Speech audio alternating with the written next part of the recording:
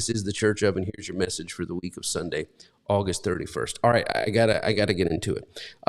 We're talking about what about your funeral, and before we talk about what's about your funeral, we got to back up to what about your life.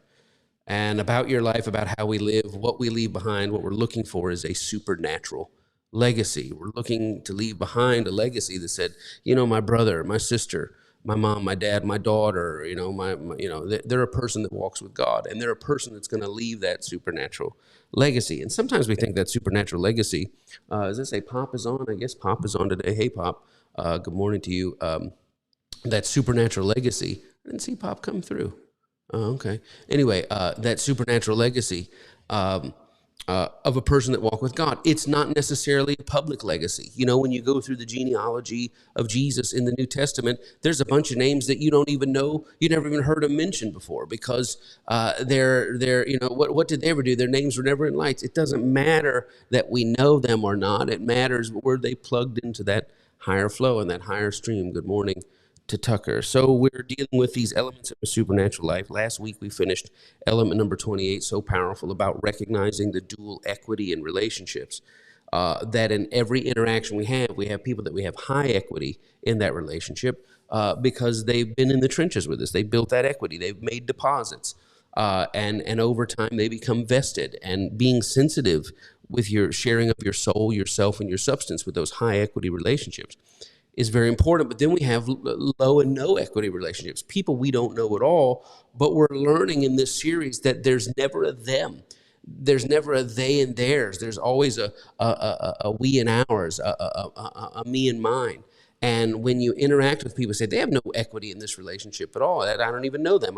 I'll see them in this interaction one time and I'll never see them again. But you must be sensitive to what the Holy Spirit wants to you to share of yourself, of your soul, and of your substance in those interactions. And that was number 28. So now we move on to number 29, and I want you to buckle up. But there's only like 32 of these, so we are getting very close. Number 29, elements of a supernatural life. Catch it in your notes as best you can. Here it comes. Recognize in your notes that you are not always, I'm just going to pull this up here.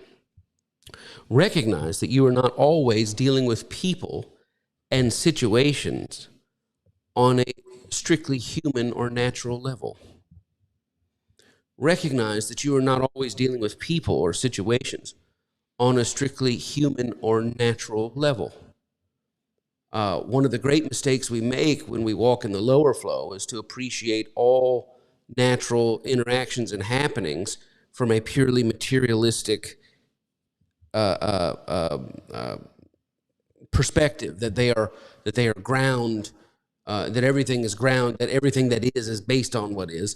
And a lot of times we operate without sensitivity to we're not always dealing with situations that the situation is all that's going on. We're not always dealing with people where the people are not the only factor involved.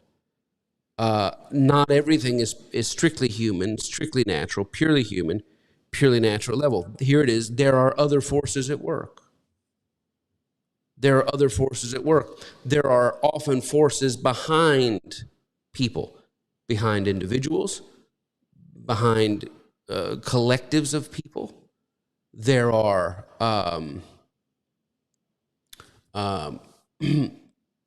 there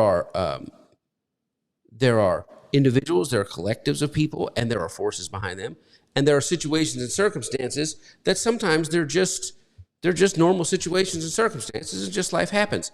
But on occasion, there are forces at work behind circumstances, behind situations. I do not want you to hear this and automatically jump to the devil's everywhere. My VCR won't work, and now the devil's everywhere. Well, your VCR may not be working because it's 2025. I mean, that could be part of it.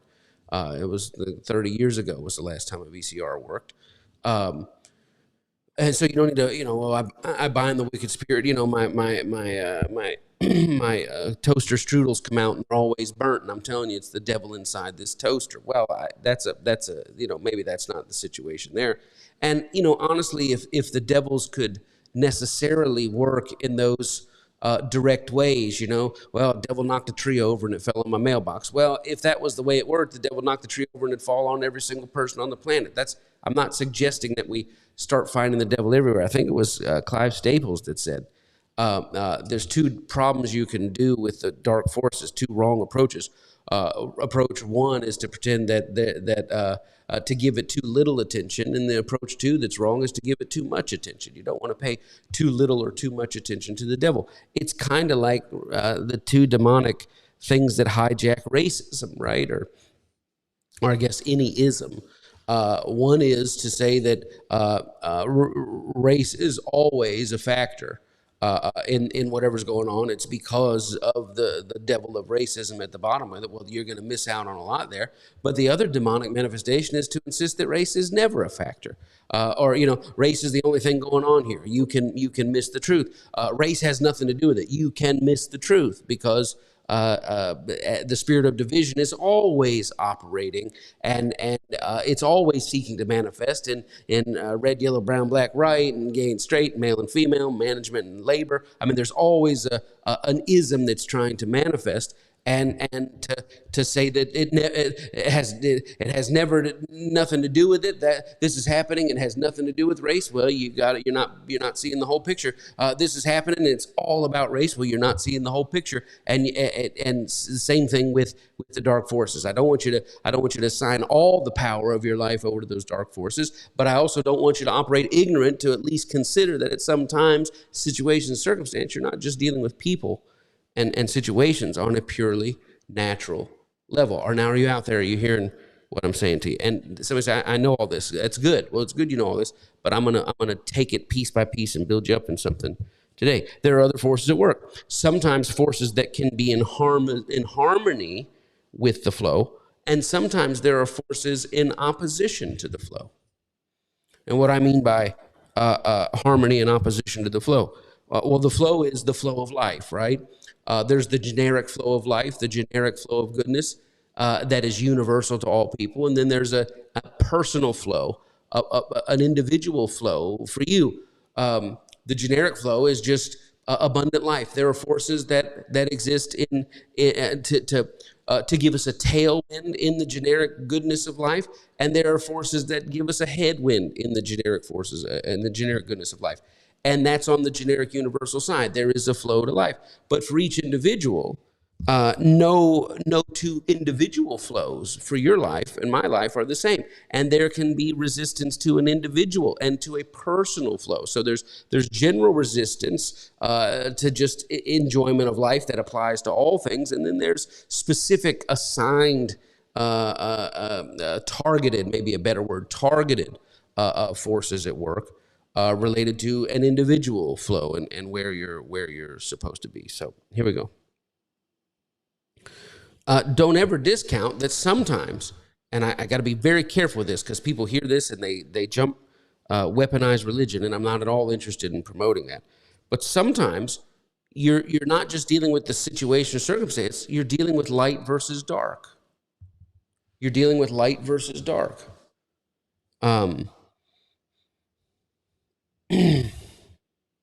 Good morning, Larry. You're dealing with light versus dark, and you say, "What's going on here? Why did that situation?" Sometimes you're dealing with people who the light is the dominant theme in their lives, and sometimes you deal with people and the darkness is the dominant theme in their life. It's not too powerful. It's not overwhelming. It's not that it cannot be endured, but sometimes you need to be sensitive. Oh, I see what's going on here. There's a lot of darkness. I'll tell you.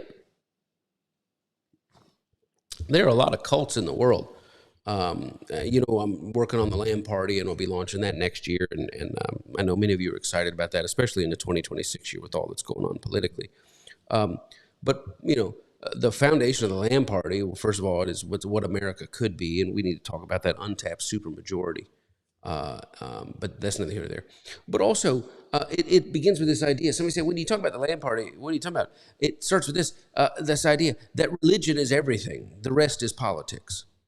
And sometimes I've noticed that the more politically fanatical a person is on either party, the more you're dealing in a flow of darkness, that a flow of blindness, a flow of division. And if you've ever had F whoever, F Bush, F Obama, F Trump, F Clinton. If you've ever had that on your Facebook or on your this and that, there's a high chance, high probability that you're not going to be able to connect with the larger life and the larger flow. Why? Because if you can get so weaponized on something natural, F Trump, F Obama, F Clinton. If you get so F Bush, man. If you get so weaponized on something natural, you're failing to see that it's not always the person that is the deal. It's not always the collective. That there are sometimes other forces at work, and people of the Spirit live wise to those other forces at work. Sometimes these forces are in the service of the higher interest versus the lower interest.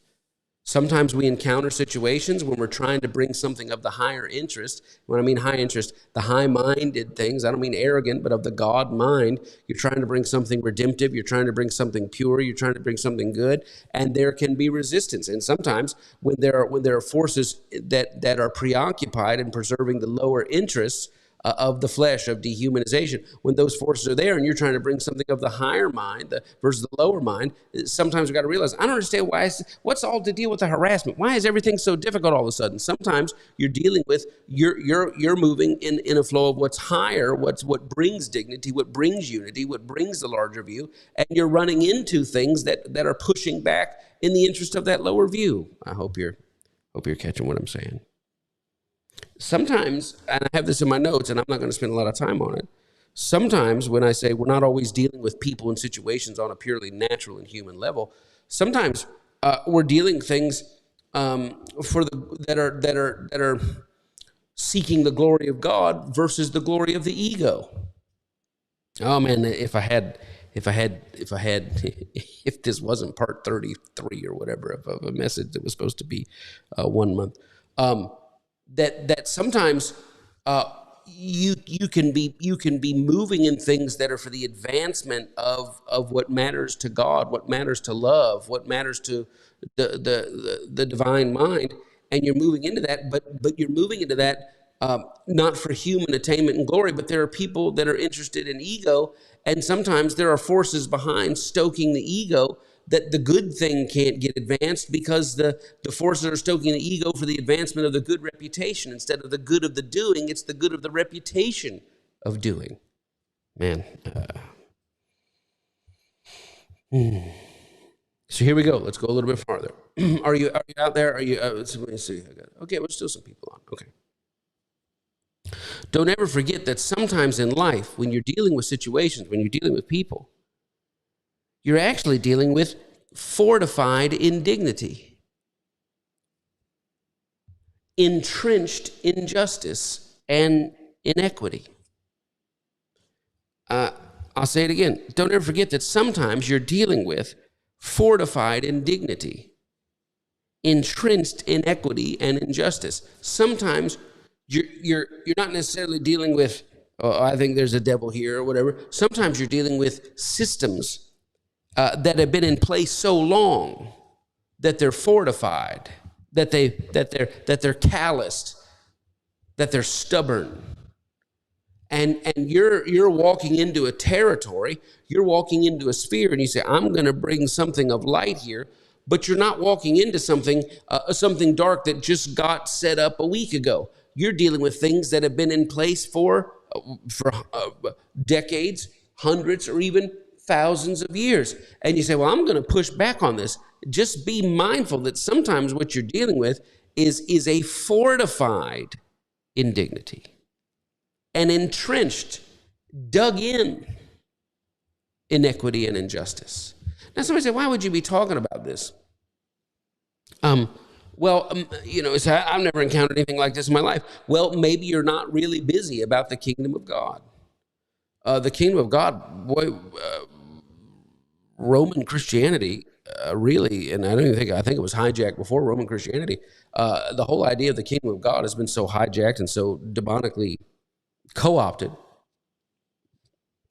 So we say, how do you talk about the kingdom of God? What do you think that means? I think it means that we're people who are about the kingdom. So I'm all about my Father's business. So it's a good metaphor. I'm all about what God has going on. what they're actually trying to do is bring in the peace and the nonviolence and the non-suffering of that not yet world. That there's a world that is not yet, that they are contending to bring that not yet, the goodness and equity and justice and equality of that not yet world, that bringing it down into the right now world, that is the message of the kingdom of God. And how it got turned into heaven, how it got turned into going to heaven, boy, that was the church has been stuck on that, and for almost two millennia, 2,000 years, we've been deceived, thinking that Jesus died on the cross for our forgiveness and all that other kind of stuff. No, he was murdered because he was pushing back against the fortified indignity, the entrenched inequity and equality, and they killed him for it, as they've killed everybody else. You know, I mean, I don't think we realize, just even in the Hebrew scriptures, even in the Christian scriptures, there's a constant contention for the larger view. You have to think about, they get, my Bible's on the ground here next to me, I don't have my table, but they get this message from on high. Moses comes down and says, you know, here's what God said. I was up there, he spoke to me, and I took dictation, and he says, on Tuesday you're going to give this offering, on Thursday you're going to kill this bird, on the third Friday of every month you're going to kill this animal, on the fourth Friday you're going to sprinkle this and that and cleanse that, and you're going to mix this with hyssop, and you're going to make that, and east to the east, and front, back, side to side, and if you don't do that, God's going to kill us. And that he said, I got directly from God. And all the people said, amen, that's directly from God. And then, you know, you get into the prophets and they're like, yeah, I don't think God cares really about all that animal stuff. I think God cares about just treating the poor right. And what did they do to the prophets? They killed them. Why? Because they were speaking against what? Fortified indignity, entrenched false beliefs. You know, I talked about this a lot with my pastor, and, you know, we used to say truth is controversial. Truth is not controversial. Truth is only controversial when it's set down amidst embedded lies. And these guys come out and says, Isaiah, you're fasting from this. You're hitting yourself in sackcloth and ashes and slapping yourself. And I'm bad. I deserve punishment. Oh, woe is me. And Isaiah says, that's all nonsense. I say, that's not nonsense. We got that from Moses. What do you mean that's nonsense? And we got that directly from Moses. We got it directly from God. And Isaiah says, look, if you want to fast, if you want to do something spiritual and give up food for a day, take that food and go find somebody that doesn't have something. Because all this nonsense you're doing. So and boy, they didn't like Isaiah. They didn't like Jeremiah. Why? Because they were contending for the larger view. And there's always this resistance and this blowback when you contend for it. Somebody said, I never encountered any resistance or blowback. Well, what are you doing to bring about the not yet world in the right now world? And the church said, oh my gosh. So I'll give you an example. I'm getting in trouble, but that's all right. First of all, are you catching what I'm saying to you? Are you okay? I literally, it's me and a camera.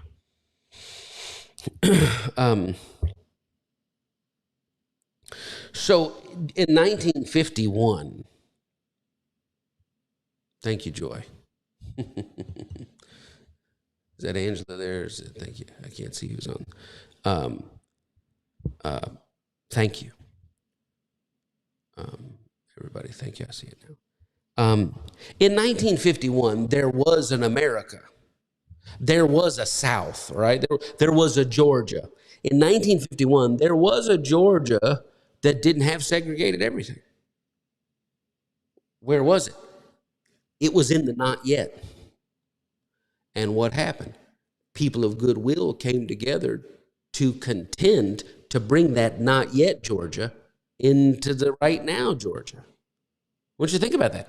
The Georgia where people could ride on the bus together, people could eat at the same restaurants, the South Carolina where people could eat at the lunch counters and not have milkshakes and mustard and punches in the face, that South Carolina existed. Where did it exist? It existed in the not yet. And the message of the kingdom is, thy kingdom come, thy will be done on earth. The not yet South Carolina that exists only in the spirit realm, let it come down here.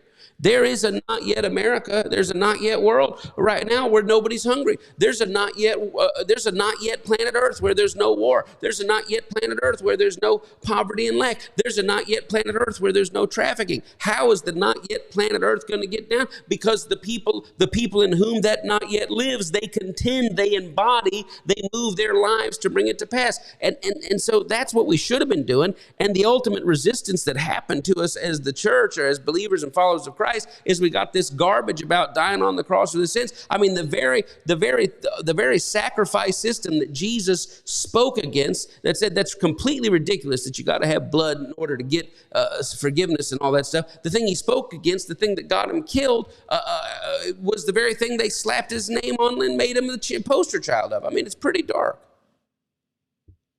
And so we have war. Not only do we have war today, we have murder today. There are children that are alive today that are going to be blown in pieces tomorrow. Why? Because the people that are doing and carrying out and funding it and sending the weapons and all that other stuff, these people, they go to a pastor and they take communion before they go out and give the declaration. Well, what's the pastor supposed to do? The pastor's supposed to say, you are not welcome in this church. You are not part of the church. You have the power to prevent violence. You have the power to bring about peace, and you're not bringing about that peace. You have the power to protect the innocent, and today you're going to kill the innocent. So therefore, we reject you from fellowship in the church. Somebody said, well, if he did that, he'd be killed. Well, wouldn't that be interesting? Why would he be killed? Because whenever you start pushing for the world of the not yet that has no war and suffering and slaughter of the innocents, whenever you start pushing for that, what happens? There is that resistance and that blowback. I just want you to realize that sometimes you're not just dealing with people in situations, you're dealing with some dark stuff going on. What did Big Worm say? There's principalities in this thing, Smokey.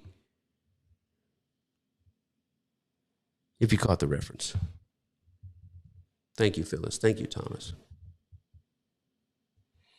There are principalities. Big Worm brought us right there.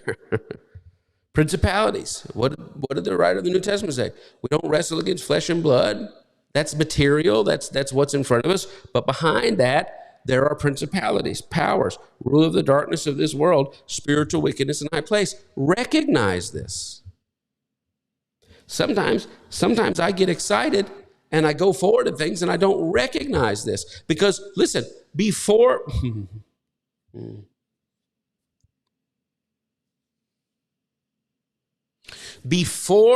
This is the role of the prophet. This is a true role of the prophet. Not saying, I think you got, a dirty magazine hidden under your counter and I'm going to call you out. That's all nonsense. What does the true prophet do? When the Bible talks about they always killed the prophets, what do you mean they always killed the prophets? They always killed the people that said, there's a bigger way here, and we're putting the emphasis on the wrong syllable. And so you think about it. Well, you say there was a South Carolina where it didn't matter what color you are, you could eat in a lunchroom. There's a Florida where even if two women love each other and they're not harming children, that they can go about at a place and just go about their business. That Florida exists. So I'm saying it doesn't exist now, man. They're down there doing all that kind of stuff. That Florida exists. Where is that Florida at? It's in the not yet. Well, what do? People who say they believe in Christ, you're not supposed to believe in Christ as my Lord and personal Savior so I don't go to hell, so I'm on the right team when the music stops. At least I know I got my reservation at Host Hotel. That's the tares that we were told about. What it's actually about is carving out shelter. What did the parable say? That the people in whom the not yet world lived, they would grow up as a tree and all the birds would find shelter. And everybody that doesn't have shelter in the world, they would find shelter under the shadow of those whose entire lives were following Jesus of Nazareth, who we say was love in human form, God in human form, teaching the way of true religion. And instead we made it as, do you know Jesus as your Lord and personal Savior? But before the not yet comes, what happens? The prophets go ahead of time and they start saying, this water fountain isn't right. And what happens? Where is all, I don't know, there's law enforcement on here now watching this. They can help me. I had a relative who was embedded with the FBI for a while doing some raid work and on human trafficking and some other things. And they said, when you go through the door, that little doorway, all the bad guys on the inside with the guns, they're going to be aiming for that doorway. So you got to get in there and get clear, because all you got to do is point and click right towards that door. That's where they're coming.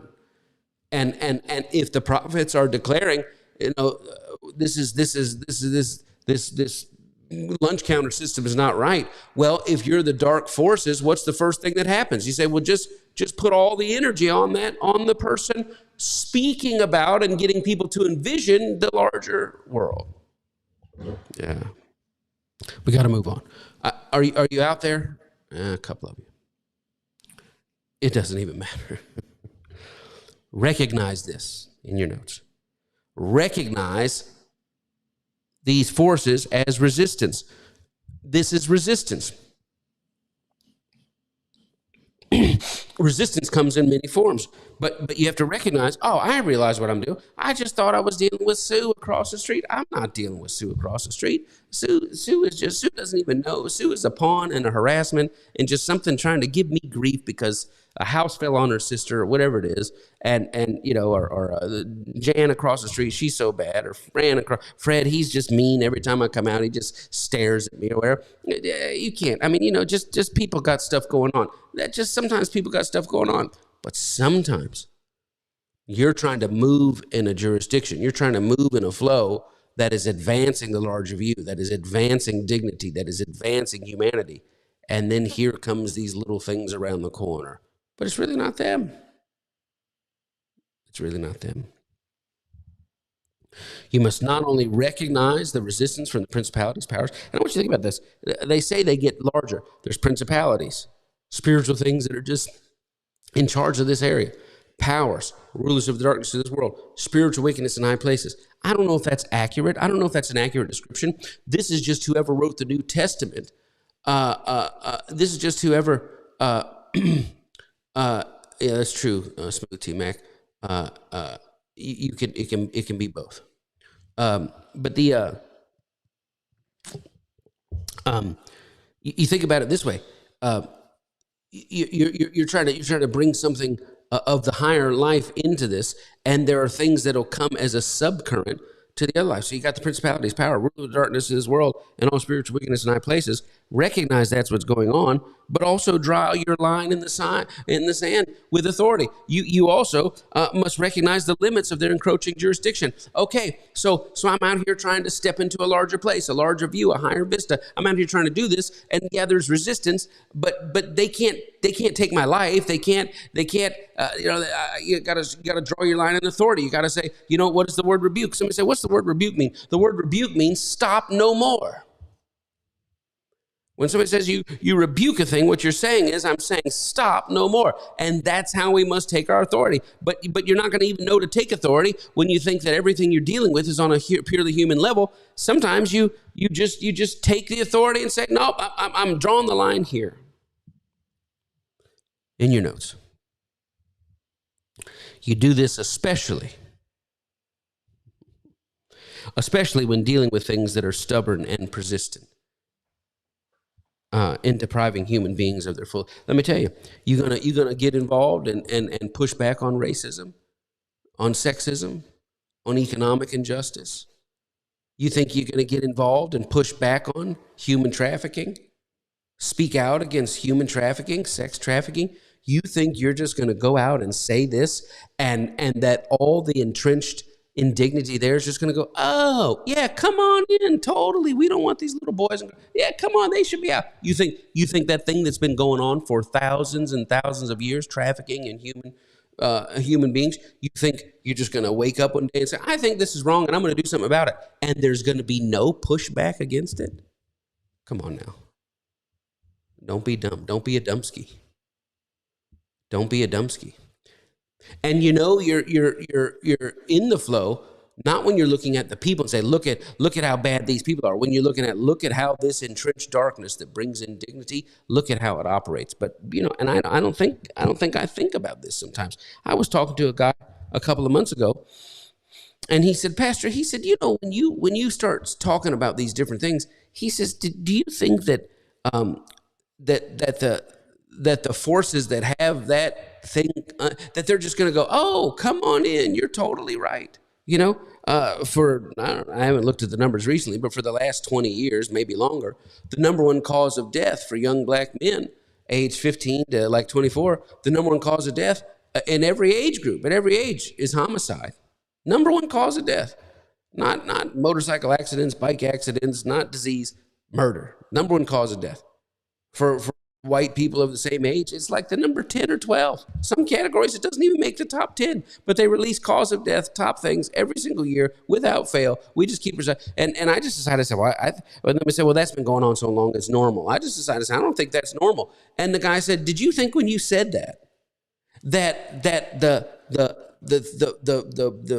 millstone that's been grinding that out and the murder of all this stuff and all this loss of life and the fact that it's so normal that nobody even cries over it anymore. It's just like, oh yeah, that happened on the 11 o'clock, the 10 o'clock, the 6 o'clock, the 5 a.m. It's, yeah, oh, yeah, that happened. Another black guy is killed. Did you think when you said, hey, I'm not sure that we should be at peace with this? I know it's been going on around for a while. I mean, I know, people beat their children. I know men beat their wives. I know all that kind of stuff. I know that kind of stuff goes on, but I'm not sure if we should just say, well, it's been going on so long. It's like every time we talk about slavery, someone says, oh man, that's been going on so long. I mean, it's just such a strange thing that it's like, yeah, well, that's everywhere. Don't worry about it. And so when somebody says, well, that's everywhere, that's always been, don't really talk about that. What they're saying is, I'm speaking on behalf of the entrenched forces that bring about indignity. Why would you question that? And sometimes you have to realize that what you're dealing with is not, when I said, yeah, I think that I'm 52 years old. There's not a year that I have been alive. There's not a year that I have been alive that young black men have not been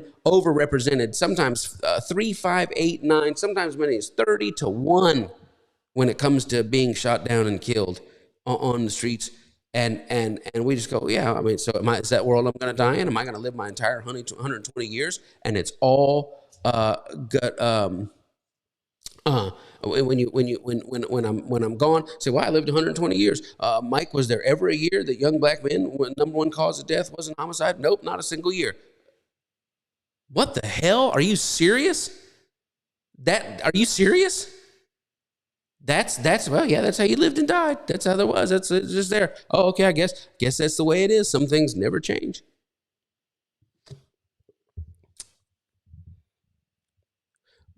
But when you start to say, I'm gonna push back on that normal thing, be careful, because I have in your notes, when you're dealing with something that's stubborn and persistent in depriving human beings of their full image-bearing dignity, be mindful. You start to push that, you're not pushing against guns, you're not pushing against teenagers, you're not pushing against poverty, you're not pushing against you're pushing against something that's dug in deep.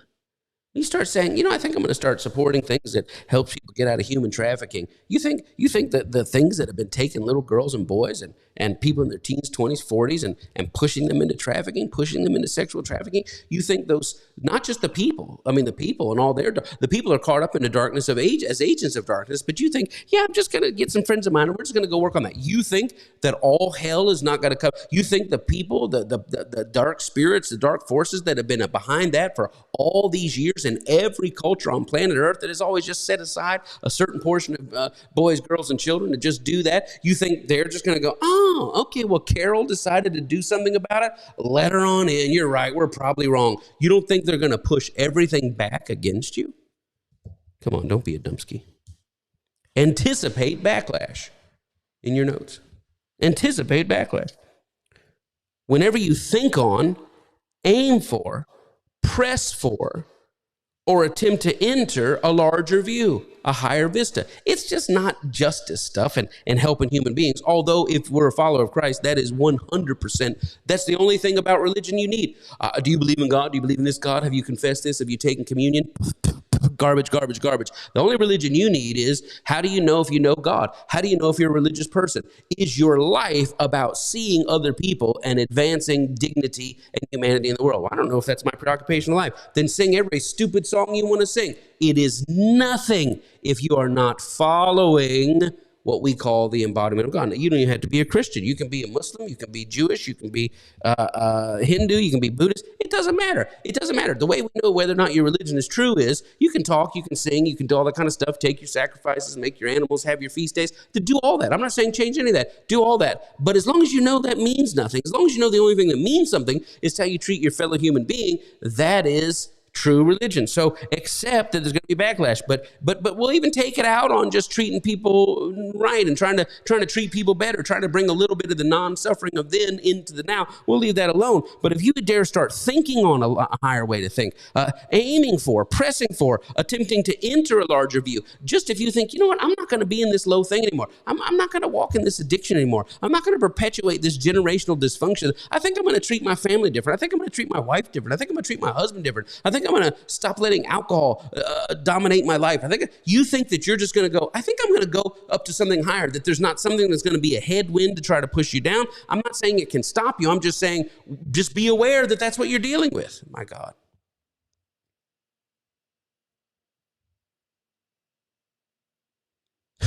Harry said there's too much money to be made. You're doggone right. The traffic. I mean, this is what Bob Marley warned us about. It's Babylon. What is Babylon? Look up Babylon in the Hebrew scriptures. Look up Babylon in the prophetic musings of Revelation. I don't take the book of Revelation seriously. I don't believe Jesus is going to kill all the people. And if you need diabetes medicine and you get diabetes medicine for your children, he's going to kill you because you did it. I mean, that's just stupid. But when it talks about the traffic, the merchandise of Babylon covering the entire earth, it's that money system. There's money to be made. And you think, listen, why do you want, somebody say, you're an idiot. Well, I'm just excited. Let me tell you something. Wait till you figure out that Martin Luther King and Jesus of Nazareth were killed by the same people. Wait till you figure out that Martin Luther King and Jesus of Nazareth were killed by the same people for the same reason. Wait till you figure out that Jesus of Nazareth and Martin Luther King Jr. Were killed by the same people for the same reason over the same message. Wait till you figure out that Martin Luther King and Jesus of Nazareth were killed by the same people over the same reason for the same message, in order to protect the same systems. Wait till you figure that out. The day that hits you, you go, oh my God, I've been lied to. My whole life in church, I was taught that you got to get saved. If you're not written in the Lamb Book of Life, you're going to die and go to hell. That was what I was taught. And once you realize that Martin Luther King and Jesus of Nazareth were killed by the same people for the same reason, over the same message, so to protect and preserve the same system, once that hits you, my God, you're going to break out of, you're going to break out of all. False religion will fall off you in a second. Somebody say, you mean Martin Luther King was killed because he had a dream? No. They've done the same thing to Martin Luther King Jr. that they did to Jesus. What? Let's select the parts of what he said that are palatable. Let's market that and make it feel good. And we'll let all the other stuff just kind of fade away and pretend it's something else. Dr. King was not preaching, I have a dream.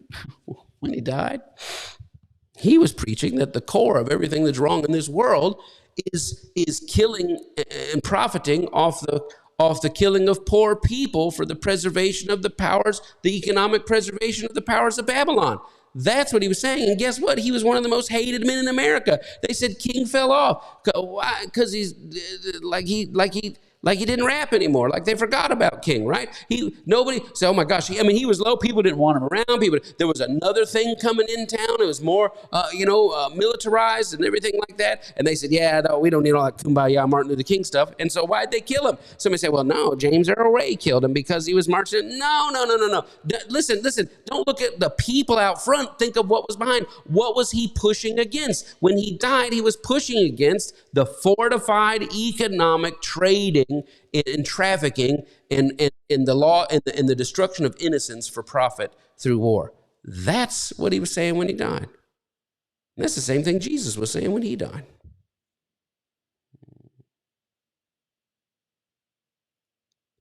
No, they don't have to accept martyrdom. But Smooth just asked, do they have to accept martyrdom if you're going to make social change? Well, you're going to have to accept maybe not the loss of your heartbeat, but certainly a laying down of your life. This is what I was trying to say earlier. When this guy said to me, he said, did you think you were going to push back on these fortified, entrenched things and that there would be no blowback in your life? What were you thinking? And I never thought about that. We're sitting having coffee. I was like, oh, I never even thought about that. So not every prophet is killed. I don't believe that. But I believe Malcolm X, I think I'm going to get in trouble, but I think Malcolm X is the same thing. I think Malcolm X found great soul salvation in the Nation of Islam. I have no problem with that. There are a lot of great people in the nation whom I love. I think the day Malcolm X said, yeah, I think it's bigger than that. Whenever your brain starts to go to the higher view, whenever your brain starts to go to the larger view, just, I'm not saying they're going to shoot you in the Audubon auditorium. That's not what I'm saying. I'm just saying, know that whenever you say, yeah, it might be bigger than that, that things are going to come, that there's going to be a headwind. That's all I'm saying. I need to move on. I'm losing friends fast. Resistance. Resistance manifests in two places, inner and outer. Inner and outer. Yeah. What is the inner resistance? Often the inner resistance is disguised as your own thoughts, just the thoughts in your head. These are questions, self-doubts. Sometimes the resistance internal, the internal resistance, when the headwind comes, it comes as disguised as our own thoughts, it's inner, it's questions, it's self-doubts. Sometimes it's bondage to the pressure of the old worldview. Sometimes it's bondage to the pressure of the old worldview and the holders of that worldview.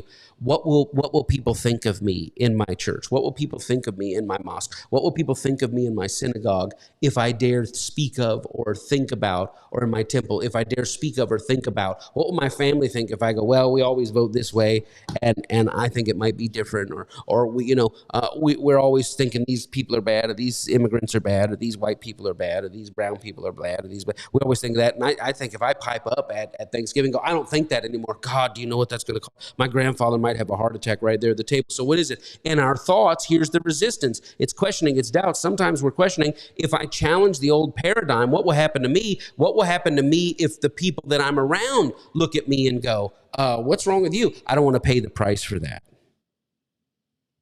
And really, these are all just various forms of fear.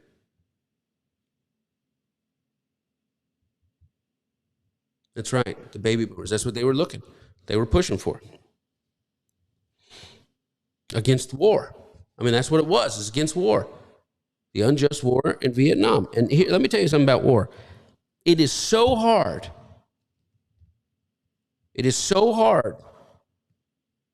It takes such a high standard to come to the place of making an argument for a just war. To use violence and to justify that violence, to use deadly force and to justify that, the bar for when it's just is so high. I'm not going to say it's impossibly high, but it's very, very high.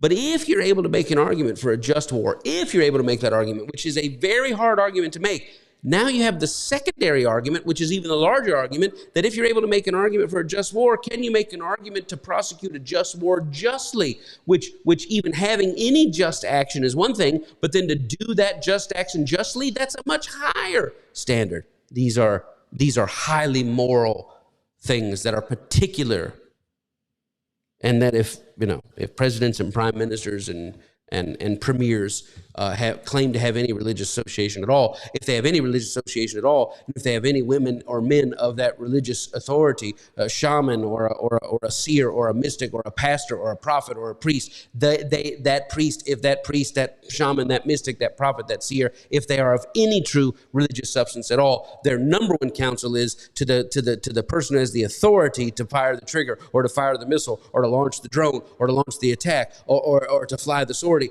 The person, what they must be constantly in their ear is, you must, before me as the priest, before me as the shaman, before me as the priestess, before me as you must be able to tell me and make it make sense justly to me. And then you must make it make sense that it is carried out justly. And every time you fall short of that justness, all religious voices will say, I'm not even sure I believe in the just cause, but I certainly can see that the just prosecution of that is falling short. We must be able to say these things, but my God,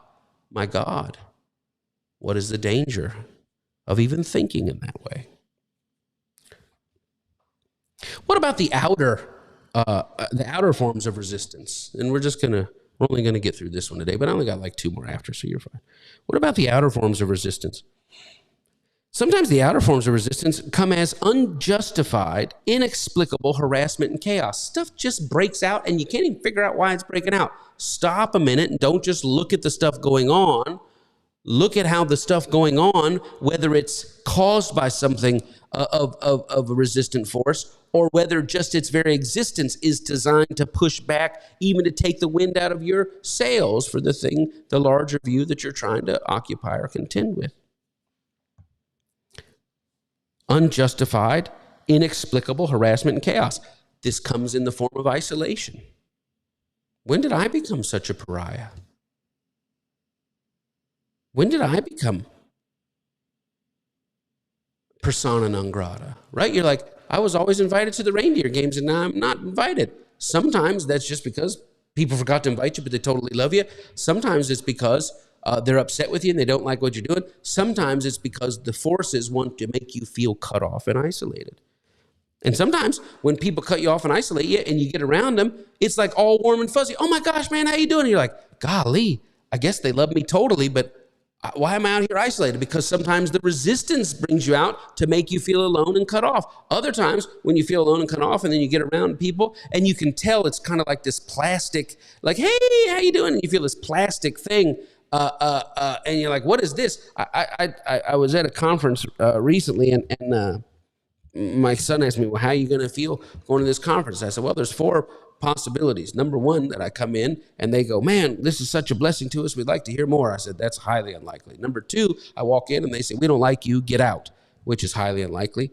I said, number 2, I might come in and it may be like old times, like everybody loves me, which is much likelier than the other 2. I said, the thing that I don't want the most, they said, what do you not want the most? Do you want them to throw you out?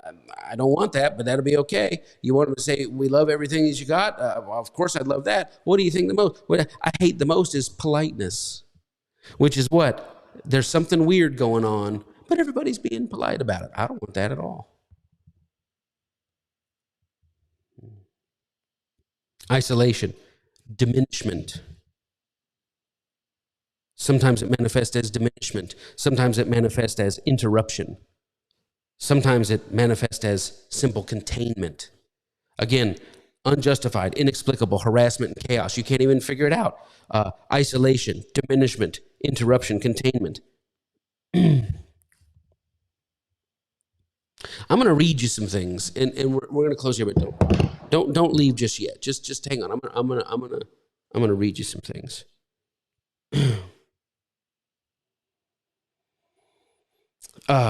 Just listen to these verses. It's Paul or somebody writing as Paul or whatever, but I just want you to see this here.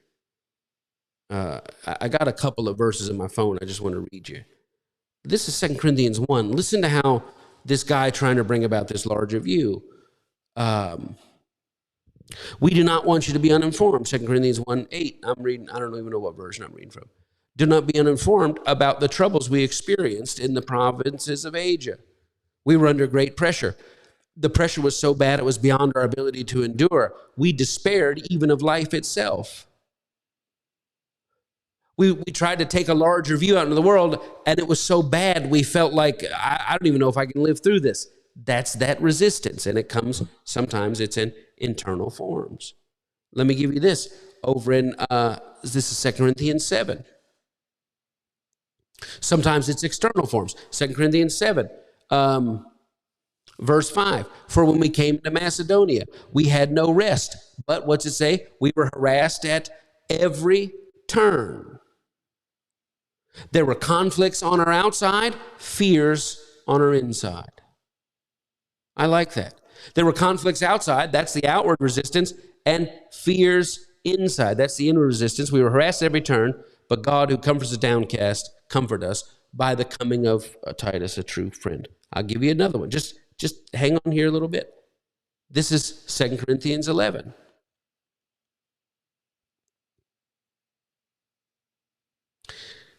If anybody want to boast that they're taking the message of God out, this is verse 21, 2 Corinthians 11. It says, I've worked much harder and I've been harassed more about it. I've been imprisoned more than they have. I've been beaten more than anybody else. I've been exposed to death over and over again. 5 times I received 40 lashes. 3 times I was beaten with rods. I've been pelted with stones. I was shipwrecked 3 times. Now, here's what's interesting. See, the pelting with stones and the beating, you can say, yeah, well, you're saying stuff like Martin Luther King or Malcolm X or whatever, Jesus, you're saying these things, and you're pushing back on a system, and the people in that system, they hit you with rocks. They hit you with cans. They throw the mustard on you and the milkshake on you. They punch you in the back of the head. Yeah, but listen to this. But he also says, I was shipwrecked 3 times. Shipwrecked has nothing to do with what a person does. Why? Because sometimes the resistance isn't just coming through people. Sometimes it's coming through this inexplicable stuff. 3 times a shipwreck? Spend a night and day just floating in the open water. I've been constantly on the move. I've been in danger in rivers. I've been in danger from robbers. I've been in danger from my fellow countrymen. I've been in danger from people from other places. I've been in danger when I was in the city. I was in danger when I was outside in the country. I've been in danger in the sea. I've been in danger from fake people. I have labored and toiled. I've gone without sleep. I've gone hungry. I've gone without food. I've been cold. I've been stripped naked, and everything else. As though that wasn't enough, I got my job trying to take care of keeping these people on so that they don't fall back in the old religious view, that they stay in the bigger view. This is the type of resistance that I'm talking about. Let me give you these, it's not even 3 lines here. Sometimes these forces will make every effort to shrink your space of operation.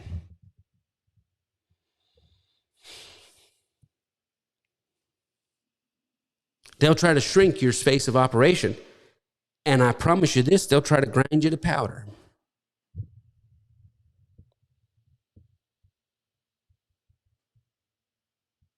Listen to me. This is the path, and I had a precious conversation with a man, and we had never met. He said, but I've studied your work, and he said, you're a sacred, he said, I call you a sacred disruptor. And that's interesting, because I've always felt like I was just a problem. Like, oh, there goes Mike again. He just can't say everything everybody else says. He's got to talk on stuff nobody wants to hear about, you know. But when he said a sacred disruptor, I thought, okay, maybe it's okay that I'm pissed off about the number 1 cause of death for people my son's age that are not my son's color is murder. Maybe I should be pissed off about that. And maybe it's not, there goes Mike again being whatever. Maybe that's a sacred thing. Maybe I disrupt sacredly. That makes me feel better. And maybe I could just be justifying in my own brain, trying to take myself and make myself feel better, like I'm not a problem. I am a problem.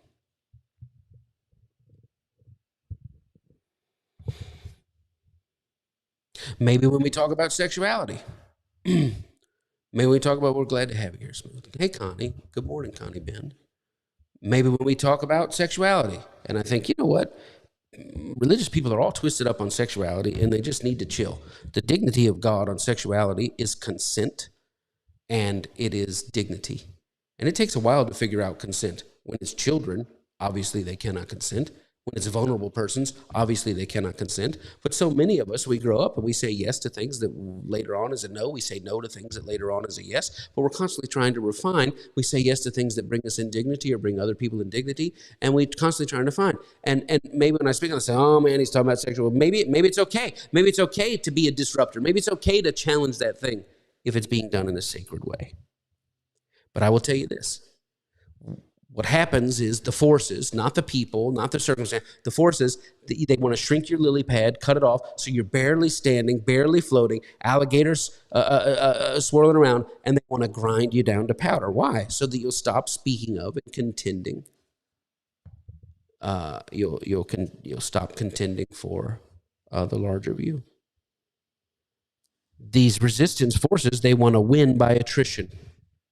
One of my favorite speeches, Colonel Troutman, in the first blood, the only real First Blood, First Blood 2, First Blood, Rambo 2 through Rambo 38, they were all the fake ones. The first one, First Blood, Troutman says, he's talking about John Rambo, and he says he's been trained to survive off the land. He's been trained to ignore pain, been trained to eat things that make a billy goat puke, been trained to kill, period. To win by attrition. What does it mean, win by attrition? to win by just outlasting. That if I can just stay alive one more day than one of you can stay alive.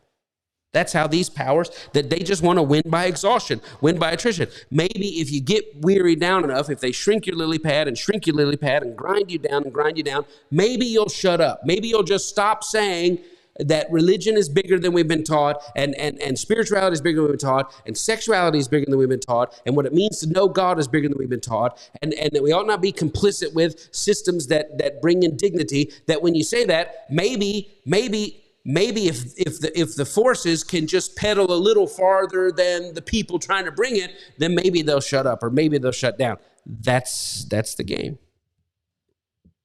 And I'll say this: these things must be resisted. The resistance must be resisted by every force within you. Whoever wrote the New Testament, it was passed down to us. This is certainly a part you can hang on to, by the greater one inside. By the greater one inside. Paul, or whoever wrote 2 Corinthians, talked about it. I had something, all this stuff was coming at me, 2 Corinthians 1, but something in me, a resistance within, rose up in resistance to the resistance. Well, how do we do that? How do we resist our resistance? Well, you would think through faith. That's part of it. First Peter, I think it is, 5 talks about resisting the harassment of the dark powers through faith. That's fine. Hope is a way to resist. I just got to keep hoping. One of the definitions of hope, this might be useful for you, is the ability to foresee change in the future. And we're closing. Hope is, they say you can live 30 days without food, 7 days without water, but not even 2 minutes without hope. You just got to be able to think, okay, this might. But one of the great ways you resist resistance is through joy, through laughter, through humor, through music. And worship music is fine if that's what gets you through the night. But sometimes most of our worship music is built on a false gospel. Thank you for the blood, thank you for the cross, thank you for your mercy, thank you for your grace. It's all built on a false idea. But sometimes it's just music. The simple joy of creativity, nature. The joy, the best way we resist the resistance is through the joy and exuberance of life. I'm going to laugh today. Even in the middle of a hard time, my wife and I, my son and I, we're going to laugh today. We're going to talk today. We're going to fellowship today. We're going to put on some music today. And it's not going to be, so-and-so, something in the Get Back Singers. It's not going to be the Holy Choir, whatever. We're going to put on some Fifth Dimension, Wedding Bell Blues, and we're going to do what we got to do to get through. We got to get through in the next 12 hours. And I'm just going to be singing, Bill, oh, I love you so, I always will. And that's how we're going to get through. Why? Simply out of the joy and exuberance of life. In the middle of your hard time, greeting a neighbor, going to the grocery store, talking to, how you doing? You going in there, you picking up some, you doing all right today? How you guys having a good day? Oh man, thank you for the love. What are you doing? You're pushing back through the joy and the exuberance of life. Resisting. There you go. Marvin Gaye, Miles Davis. You never go wrong with those two. Yeah. Even in the hardest time of hardest times, letting the joy, the exuberance. Why? Because even with all the resistance, we have life. And while there's life left in us, we stand as vessels, embodying, contending, conduits of bringing that little better world into this world. And if we don't do that, then they're going to grind us to powder. And we're not going to let them grind us to powder. Why? Somebody, man, I'm falling. This is what Connie. I said, do you realize we are crashing absolute down, absolute to rock bottom? That this is it. This is rock bottom. But here's the difference. If I was a rock, that'd be a problem. But I'm not. I'm one of those super balls that you get out of the little machine. You turn that thing and you get the little. When we hit, what's happening? We're going to hit here. Pow. Why? Man, the laughter, the joy, the gift of life is precious. And we're going to push back through the simple joy and exuberance. Amen. And you're going to do the same. That's all the time we have for today's service. Thank you for coming on. Welcome to our new people. We love you all. We're here every Sunday. Don't forget this Tuesday, 8:30, we go live with our marriage podcast. Very much encouraging people. Yeah, I like that attitude of bring a little laughter, patience in the ER. That's it. Yeah. I mean, you say you can't laugh in the ER. Oh my God, if you can't laugh in the ER, people say God is love. Let me tell you, God is laughter too. God is laughter. Oh man, that's another whole sermon. But I'll be here Tuesday, and I won't be here Tuesday, but I'll be back online, and I'll be back preaching to you Sunday, just encouraging you, encouraging ourselves. But you're going to make it great. Let me pause a minute. Thank you for your support. If what we put in your life brings good to your life, consider being a financial blessing to us. Just consider saying, yeah, I'm going to help that preacher out and his family. He's given me something, and I want to give something back. I don't think there's anything wrong with that at all. I'm not doing $100 line. I'm not promising you, you're going to have miracle money by 7 p.m. If you give $77.77, you'll get this by 7 p.m. But if you go, man, this really helped me, then as often as we come to mind, consider sharing with us. Boy, it'd sure be a blessing to us. It really would. And of course, we bless you and bless God for you. Finally, the biggest thing I can tell you is what I want from you is if somebody say, are you my pastor? I'll be your pastor. What do you want from me, pastor? I want you to go out and love people today. I want you to go out and love people this week. I want you to go to bed at night and think, man, when I was inside a regular church with a regular building, I took all my time and all my money and I gave it there, and they were doing good things with it, but I don't believe in getting people saved anymore because I don't think that's what religion is about. So what do? Well, take all that time and money and go find somebody. There's somebody somewhere that could use you. Somebody that could use a visit. Somebody that could use some change. Well, pastor, I just did a $23,000 a month. I got $2,300 in tithe. What do I do? Well, if you want to share, $23 and say, hey, pastor, this is a blessing to you. Boy, that'd be a blessing to us. But man, you got $2,300. Do you know you might be able to stop somebody from getting put out of their house today? You might be able to help somebody get a hotel. They're staying out of town, get their kids through a surgery. You talk about easing suffering. You got the power to do it. But if you say, I don't have any money, then just share of yourself and of your soul, of your substance. Just share, not with them that are in trouble, with your own people that are in trouble. Because everybody is our own people. But that's another message for another time. I love you. I bless you. Thank you for blessing Connie and I and our family. It just means so much to us. It's how we live. We're out here on our tiny little lily pad, but we are not alone. You all have us in mind, and I'm so grateful. And we will resist with exuberance and joy, and you're going to do the same. But more than that, go out this week as part of somebody who says, I follow Jesus Christ. Oh, God, here they come. You want me to get saved to go to heaven? No, I want you to learn what true religion is. I'm just going to show you. Jesus would just go through the earth finding people that could use some love and give it to them. That's all the religion that you need. Amen. I got to go. Love you so much. Thank you guys for your love and your support. I speak peace, health, protection, preservation, light, comfort on each one of you. So many of you are dealing with loss and pain, hurt, shame. I just pray God would meet you right where you are, that the same God that's carrying each one of us through our situations would carry us all to a brighter day, a day of rest, a day where the elephant's not standing on our chest, a day where we're not afraid at all times, where we're not surrounded by questions in every direction. I pray that light would arise for you in the midst of darkness, and that joy would be your strength. Laughter today, music today, fun today, that you would not only have it, but wherever you go, you'd infect other people with it. That you'd be the embodiment of Christ. That as love took on human form and walked around 2,000 years ago, love is going to take on human form and walk around right now today. And that you would be that love. You would be some of the next world in this world. That's my prayer. I bless you and I bless God for you. Make it a great week. I'll see you on Tuesday, 8:30. You can catch the replay if that's too early, and then I'll see you next Sunday. Love, I've kept you too long. Bye, everybody. Thank you so much. Love you. Bye.